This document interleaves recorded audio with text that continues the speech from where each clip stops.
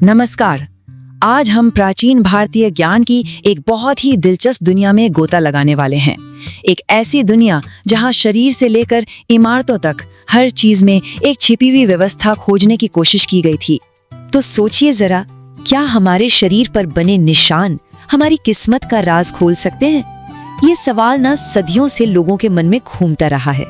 और प्राचीन भारत में तो ये सिर्फ एक सवाल नहीं था, बल्कि एक पूरा का पूरा सिद्धांत था कि हमारे शरीर की हर रेखा, हर निशान हमारी पूरी कहानी बयां करता है। तो चलिए इस विचार की जड़ों तक चलते हैं।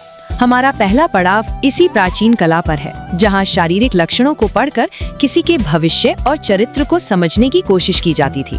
इस ज्ञान की जो प्रणाली थी उसका एक खास नाम भी है, सामुद्रिक शास्त्र। ये लक्षणों यानी कि हमारे शारीरिक चिन्हों का विज्ञान है, जिसके आधार पर किसी के भविष्य का अंदाजा लगाया जाता था। और दिलचस्प बात यह है कि ये ज्ञान सिर्फ सूखे नियमों में नहीं, बल्कि बड़ी खूबसूरती से कविता में भी पिरोया गया था।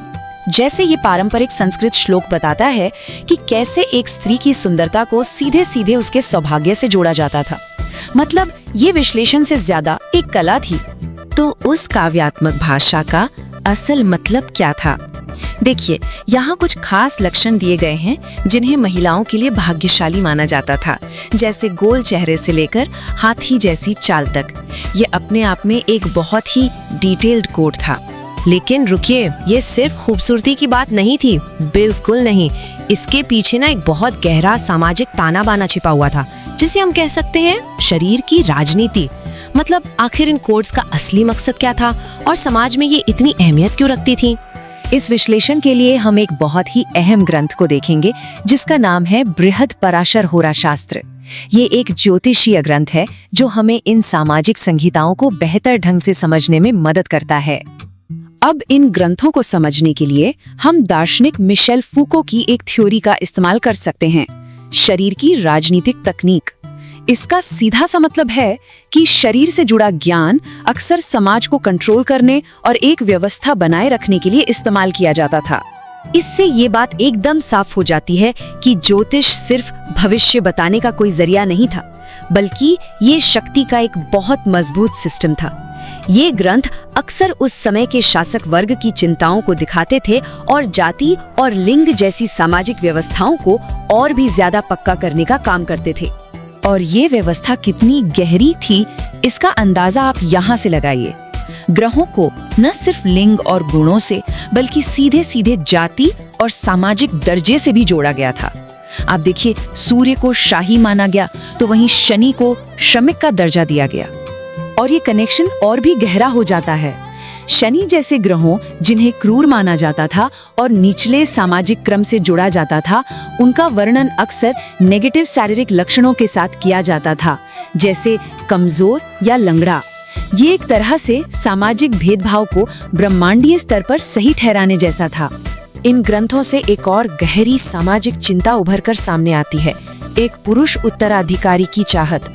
सुत क्षय या बेटे के न होने पर पूरे के पूरे अध्याय लिखे गए थे, जो उस समय के पितृसत्तात्मक समाज के भारी दबाव को दिखाता है। तो जिस तरह इंसान के शरीर को ब्रह्मांड का एक छोटा रूप माना गया, ठीक वही सिद्धांत इमारतों पर भी लागू किया गया। तो चलिए अब शरीर से आगे बढ़कर ब्रह्मांड की वास्तुकला को समझते हैं। और यहाँ हम बात कर रहे हैं वास्तुशास्त्र की। ये वास्तुकला का वो पारंपरिक विज्ञान है जिसका मकसद इमारतों को प्रकृति और ब्रह्मांड के साथ एक लय में, एक हार्मनी में लाना है। और हाँ, ये कोई नया विचार नहीं है, बल्कि ये एक ऐसी परंपरा है जो सदियों में विकसित हुई है। इसकी जड़ें 4वीं शताब्दी ईसा पूर्व की यज्ञ वेदियों के नियमों में मिलती हैं और धीरे धीरे ये नगर नियोजन और भवन निर्माण के बड़े बड़े सिद्धांतों में बदल गईं। वास्तुशास्त्र के दिल में मंडल की अवधारणा है। ये एक तरह का ज्योमेट्रिकल ग्रिड है, एक ब्रह्मांडीय नक्शा, जिसका इस्तेमाल किसी भी जगह को व्यवस्थित करने और उसे ब्रह्मांडीय ऊर्जाओं के साथ अलाइन करने के लिए किया जाता है। ये वास्तु पुरुष मंडल का एक उदाहरण है। बस कल्पना कीजिए कि एक दिव्य शक्ति को एक ग्रिड पर लिटा दिया गया है और इमारत का हर हिस्सा उस शक्ति के शरीर के किसी एक अंग से मेल खाता है।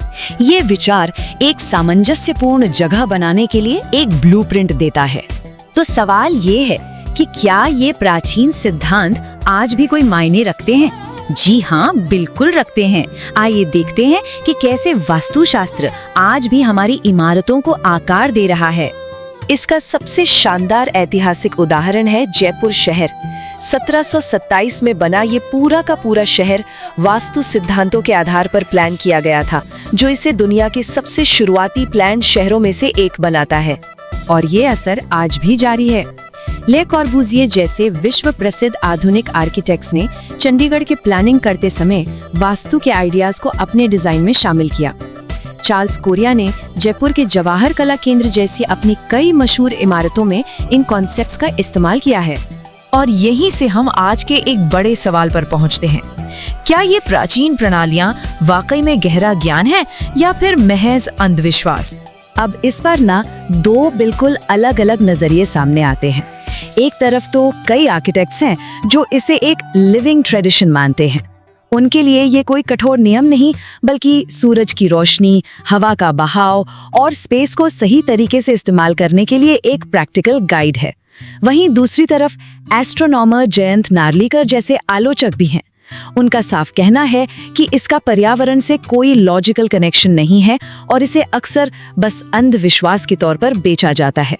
इस बहस को समझने के लिए ये याद रखना बहुत जरूरी है कि ये विचार 1000 साल से भी ज्यादा समय में विकसित हुए हैं। ये सिर्फ कुछ नियम नहीं है, बल्कि ज्ञान की एक लंबी और काफी जटिल विरासत का हिस्सा हैं। और ये हमें एक बहुत ही जरूरी सवाल पर लाके छोड़ देता है। आज की इस आधुनिक दुनिया में हमें इस प्राचीन ज्ञान के साथ क्या करना चाहिए? इसे कैसे देखना चाहिए? क्या इसे पूरी तरह अपना लें या सिरे से खारिज कर दें, या फिर कोई बीच का रास्ता निकालें? इसका जवाब शायद हम सभी को मिलकर ही खोजना होगा।